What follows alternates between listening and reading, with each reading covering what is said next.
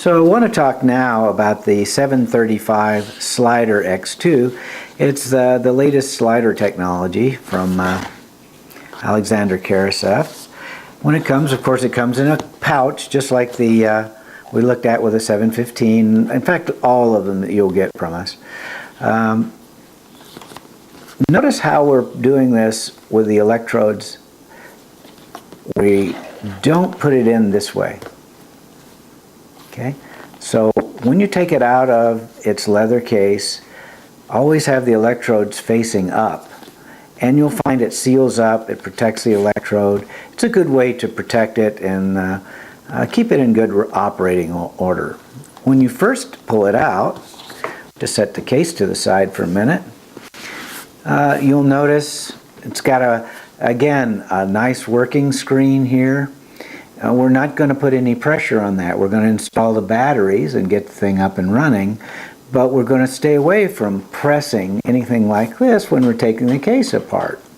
So let's turn it over, open the case, and you'll notice it's got a little slide down here. The case just pops off, and we have a place to position AA batteries. So we're just going to put them in. We're paying attention. There's little plus and minus indicators. So you want to be sure you have the right polarity. And we'll just put the batteries in. Oops. Here we go. They're in nice and snug. And we're going to take the case and just plop it right back on there.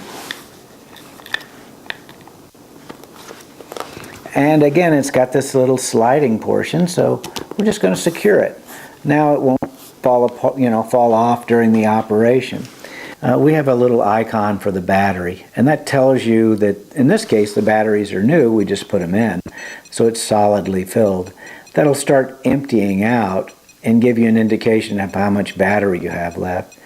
A little bit about batteries: you want to use really high quality batteries so that they don't leak, they don't explode, they don't do anything like that to ruin the electronics on this unit, because it's, it's a professional or a standard unit. Still, it's cost a lot. If the acids get in and damage the equipment, then it's a lot to repair it.